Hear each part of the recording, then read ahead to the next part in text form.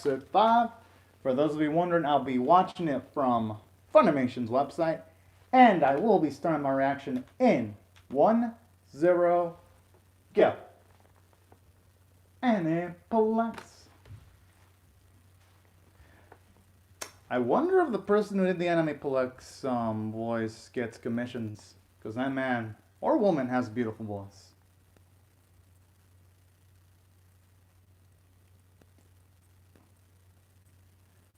Okay, this is actually seemingly having some nice world ending vibes right here. Oh.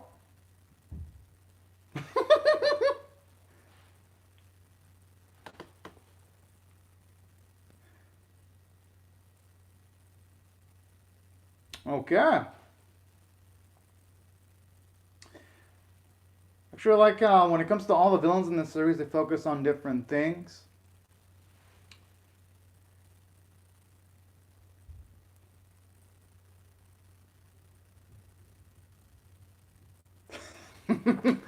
But I mean, if she is gonna want to persevere, they might also just go with what Nero wants to do, though.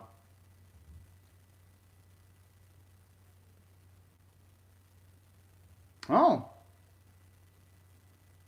I just wonder if Nero's by herself, though, or is she currently have any backup? I wonder if this is showing us how she got injured a few episodes ago, or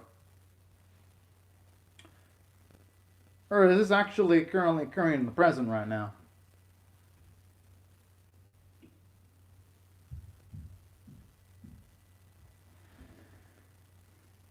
You know something I like about all these creatures they always take on? They always like attack you at like your psychological weak points. They don't just try to wreck you too. They try to also emotionally wreck you. And that's something that I really love about One Direct Priority. Oh, damn. Going to work.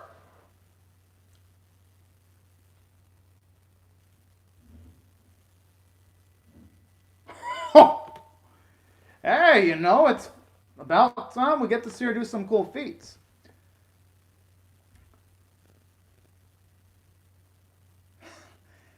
And we all know this is probably going to be literal and figurative too.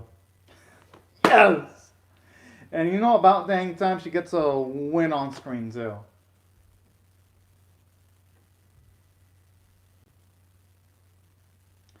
Well, in that case, it's best for her to be eating at least a little bit light, at least in the meantime while she gets used to food again.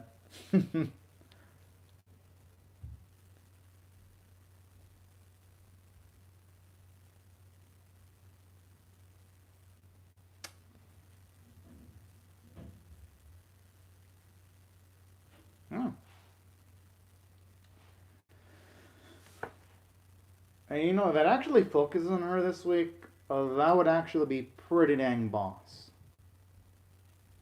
Because it's out of all the girls so far, Rika's had her own episode, Aya's had her own episodes. I mean, Momotaro's had his moments too. Actually, wouldn't mind it if they finally give Nero some time to shine too. Because of all the mains, she is the one that, well, she has had character development, but she's the one that I feel needs to be a bit more deeply explored though so far.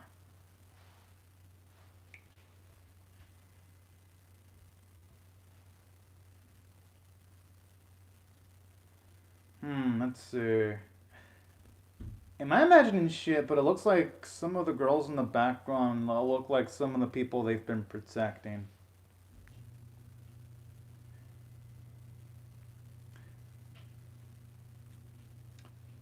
I'll have to definitely rewatch this opening a few times. Definitely one of those openings that, on like future viewings, it just gets better and better.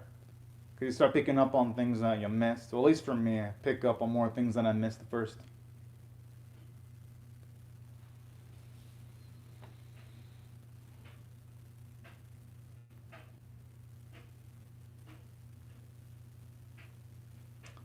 Peter Show, this is exactly what they're aiming for. Aww. And I actually like that nice little bit of them building up some chemistry too. That's actually pretty dang heartwarming. Hmm. I love how she talks so casual. Oh man.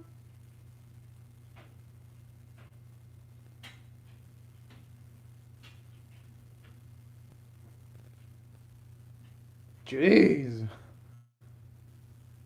That was all straight business.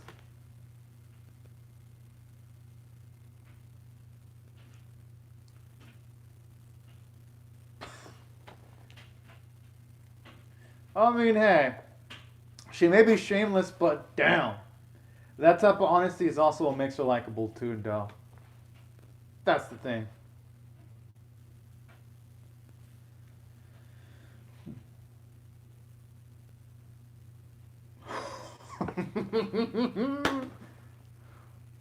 Oh.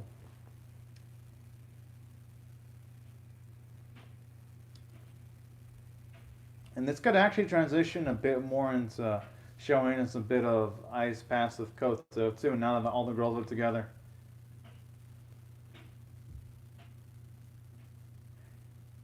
That's exactly what I was thinking. Hell, I might even think they might have had a fling. At least that's what I'm guessing.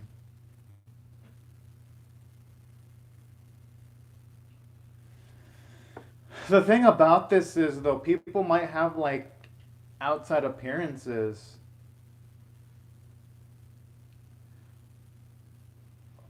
but the thing is, they might hide some dark secrets. So that's the thing about life sometimes. Huh! I know Rika's saying it in like a joking manner, but I think she should say it in a little bit, at least a little bit more of sensitivity, considering I, and also Sawaki too. But it is reasonable because she doesn't have any filter.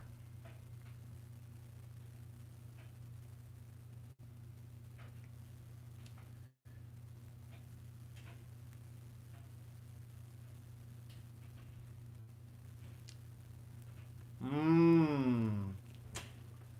The sensor. Oh.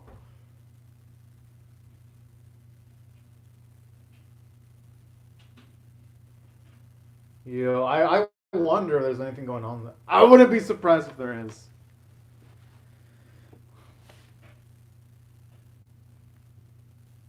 Hmm. I hope she's of good health. Oh, that's looking adorable.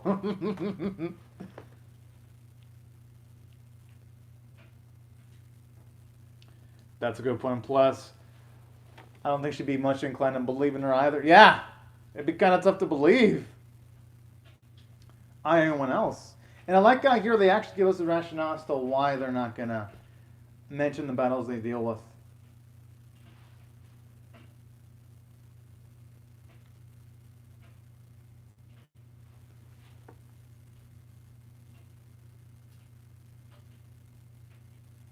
Hmm. She has to play it safe, though. I do hope that Saoki and I have their excuse game on just in case it comes down to it.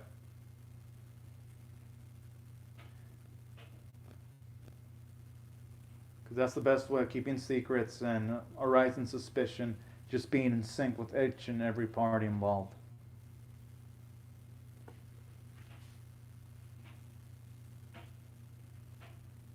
Mm.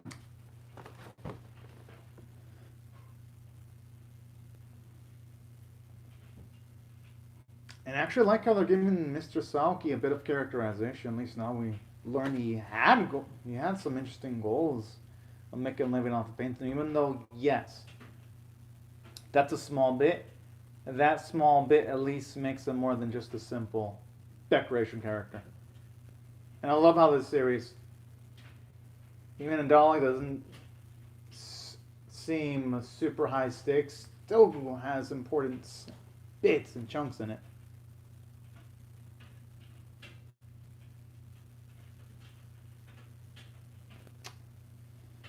I mean,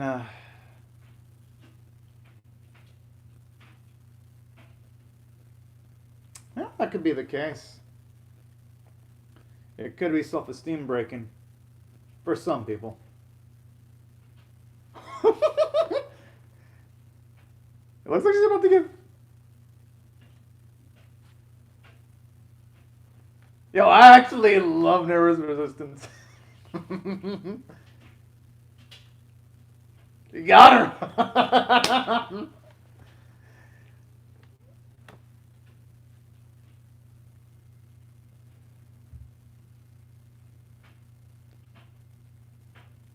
Oh.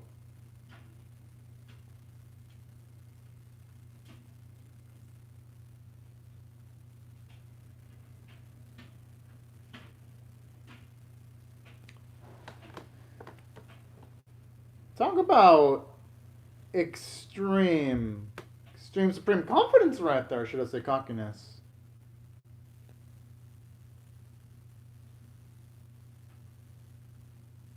Honestly, I think Nero, in my opinion, she would be better off asking why some of these people die. Yes, I understand why she wouldn't want to. Oh no, I don't like this.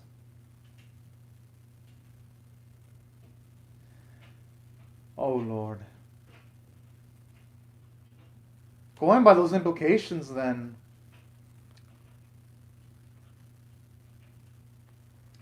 That means that she was probably a model that did less than savory things in order to advance her career. That's quite the way of describing a mother, though.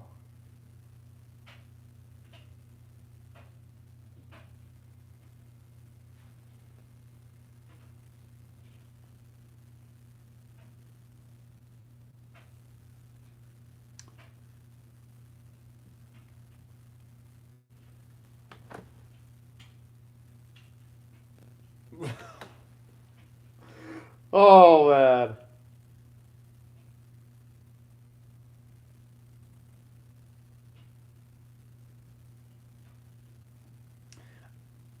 I wonder what happened there. I wonder if Nero was even inclined to continue protecting that lady.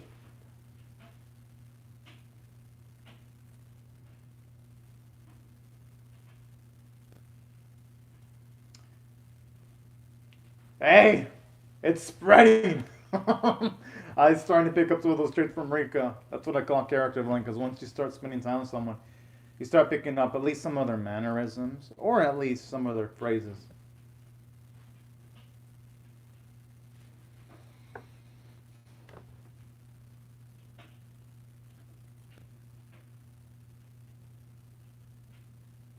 Hmm.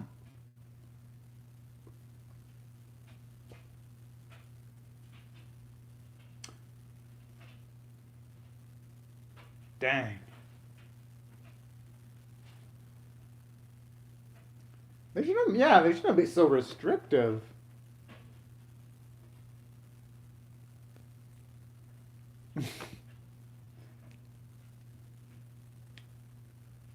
I like how they're trying to emotionally manipulate. Yes!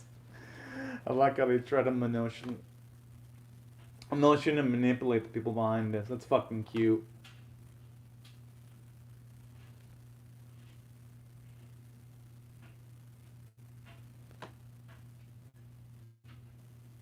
Kind of does, actually.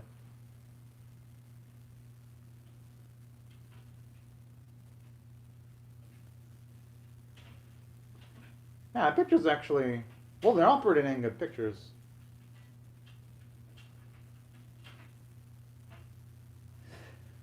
Ooh.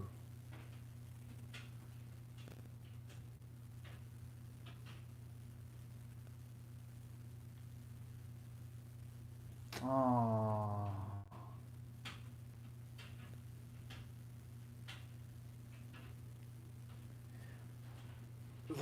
The thing is, though, that's what may have led Momotaro's friend, well, not directly, but indirectly led to her friend taking her own life. Momotaro. Ah, man, I shouldn't say that. She shouldn't let it weigh her down heavily, but it's always got to consider that it's not her fault. It's just.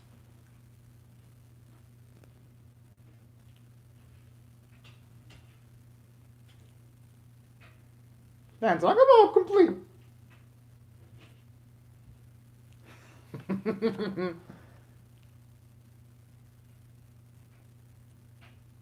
Hey, that place looks like a kick-ass place to hang out. Jeez, especially with all being empty and.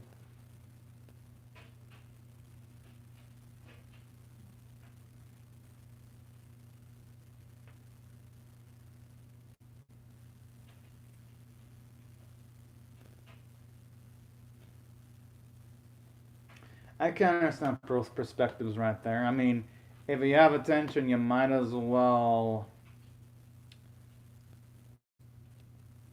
live it up to its fullest. But at the same time, yes, I understand the whole. Oh, this one is actually pretty dang adorable right there. Aww.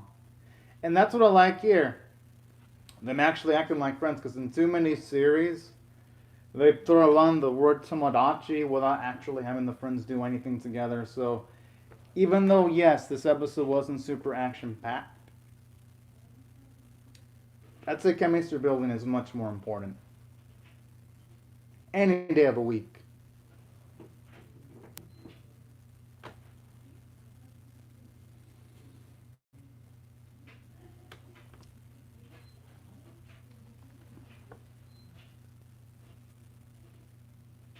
Hmm. The thing is, though, wouldn't it be pretty tough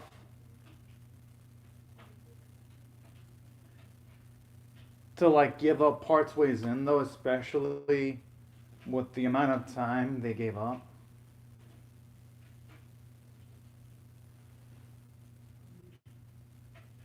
Hey, Rika's actually talking pretty darn rationally. I was actually wondering when someone was going to bring that up.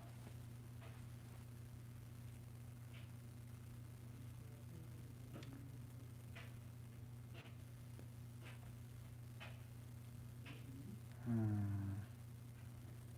And honestly, I needed to hear that from someone.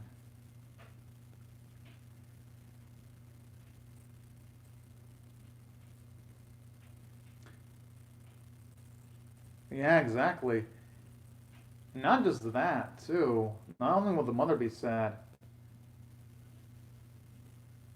yeah, I mean, for all she knows, if Kota does come back, what if she takes her life again? Oh, well, yeah.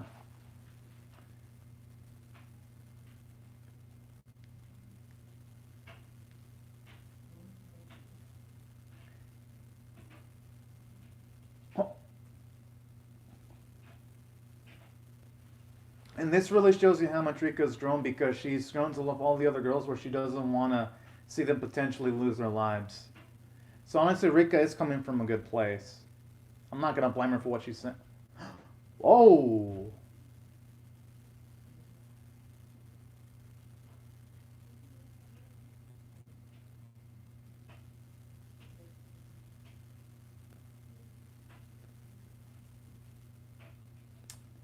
Aww. Oh, shit. Thought it would have been like a much more intense scar wound than that. I mean,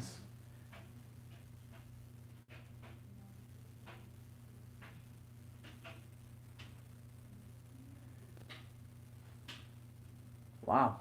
That actually explains why, out of all of them, Neru, she took a lot longer to get attached to all the other girls than. I mean, when your closest family member does that to you, yeah, you wouldn't be so inclined of trusting other people. They actually gave Neru a lot of characterization right there. And that also explains why she's by herself, too.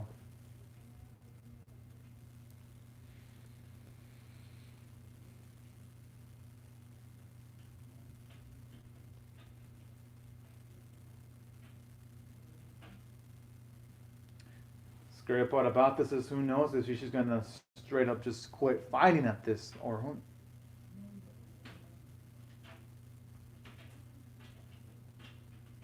Oh, never mind.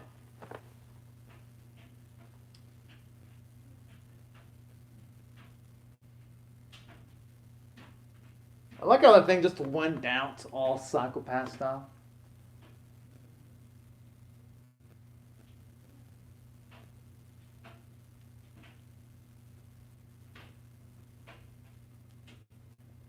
And plus, what this one we need to consider too is that prettiness, it doesn't just come from your physical appearances too, it could come from your personality.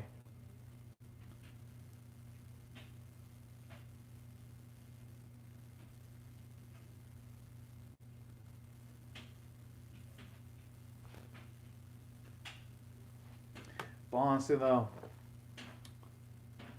Nero does have quite a good amount to live for, though. Even though, yes, she doesn't have super close family members, she does have her friends at the very least. That'd be hella sad if something were to happen to her.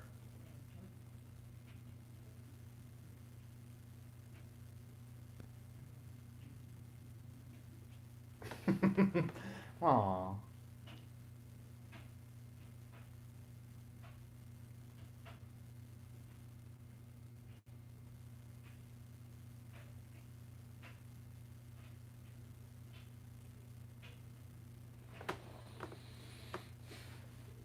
Okay, that love is kind of creepy right there.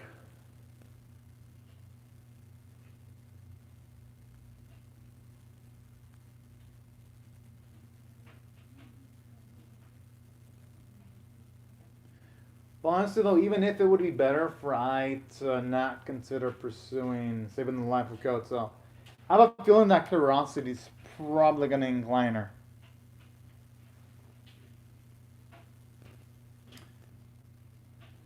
Although, regardless, and even though Rika said all that she did, guilt is a bitch. Yes, when she said all that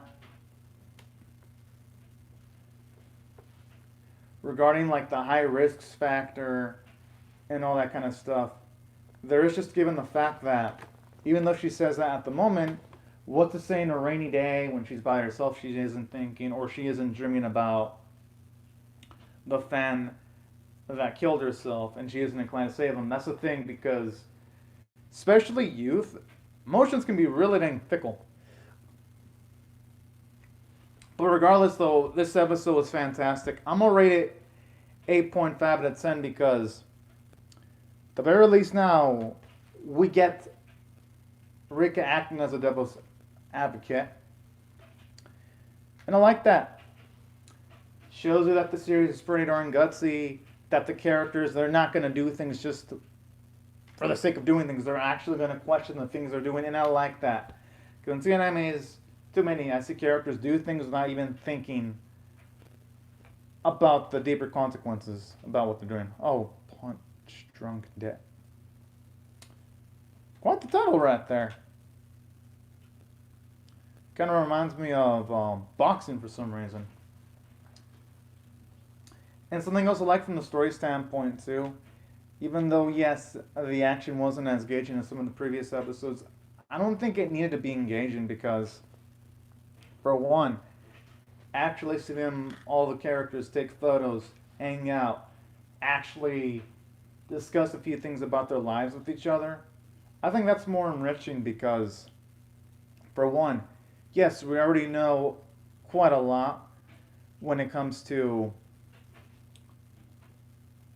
Sawaki. We already know quite a bit about I and Rika, but and actually getting to see them actually talk things through, it's gonna make the relationship feel much more realistic. And it'll actually make it more real once we actually see them in inevitable future fight scenes cover for each other up. Because, yes, even though for now it seems like they're not going to be as actively involved when it comes to egg hunting, let's just be real. They're going to get into it eventually. This series is built up way, way, way too much narrative built up for it to just have the girls be like, oh yeah, we're going to decide not to go egg hunting anymore. No, there's definitely going to be more of that. Now the question is going to be, what's going to be the figurative spark that's going to get them to go hunting again? But regardless, though, still love what the episode did, though. It's just huge amounts of positives.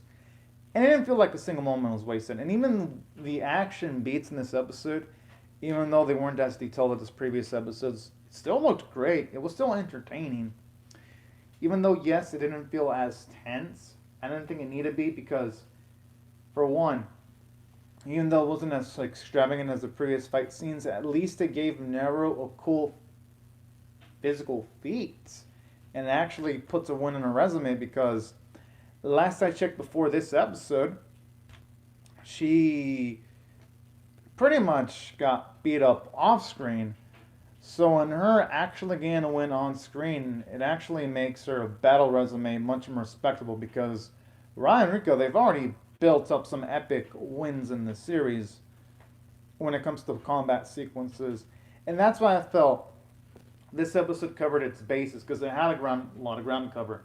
Built up chemistry. Nero becomes a much more respectable protagonist. I mean, she was already in the sense that at least she's got a good amount of power. Two, aside from all that, the character development was phenomenal. I mean, for one, now we see Rika truly does care about Ai, Nero, and Sawaki to the point where you see her get flared up just at the possibility of putting themselves in danger. I thought that was actually awesome. Because to see her seemingly starting out, at least when the series first introduced her as a girl that seemed a bit rough, to now seeing her become someone that's selfless, is actually it's a pretty darn cool metamorphosis. And that's what really made this episode stand out to me in a positive way. And another thing I like too, love the character development for Nero because it had to have been tough for someone like her to actually share details about her personal life. And I thought that was one of the more impressive bits in the episode too. And it was actually nice to get to hear finally the reason as to why she wants to revive her sister too.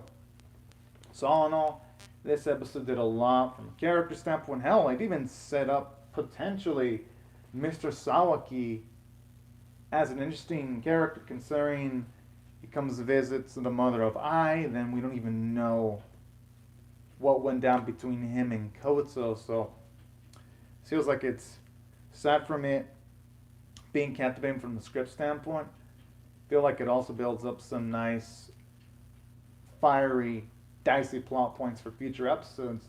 And that's why I felt the script for this episode was great. Now, as for the animation quality, Cloverworks, they've honestly crafted the best looking anime this season because the visuals were top of the line. I mean, from the facial expressions to seeing Rika angry to the fight sequences when you see Nero and the girl's hair move to like the creatures that moved with a lot of fluidity. Like this episode did not skimp on the quality one bit. Hell, even like the detail of the arcade they were in, it looks so beautifully rendered. Hell, it felt so tangible. It felt like you could easily like transport yourself into the arcade and play the game. That's how beautiful it looked. It looked that good. So from a visual standpoint, just like all the episodes in this series, I'm gonna give it a grade of an A plus. And the artwork was pretty darn nice too. I mean, some of it was haunting. Like when you saw the scar on Neru's body, that was kind of creepy right there. And when Rika was getting angry, that was a really beautiful scene there. And things of that nature, or even like that sketch that Mr. Sawaki did, it looked pretty darn good. Just lots of things just popped visually. And that's what I felt from a visual standpoint. The craftsmanship was just near perfection. As for other elements, naturally the voice performances were great. Especially from Rika's voice actress. I thought she had the performance of the week. Thought the music that was utilized in this episode was actually pretty dang solid. And that's why, if I had to rate this episode overall on a scale of 1 to 10, I'm definitely going to go with an 8.5 out of 10. And that's for a build-up episode. Because usually when it comes to build-up episodes, I rate them like 6s or 7s. But it's really rare when I give them anything like, say, an 8 or an 8.5.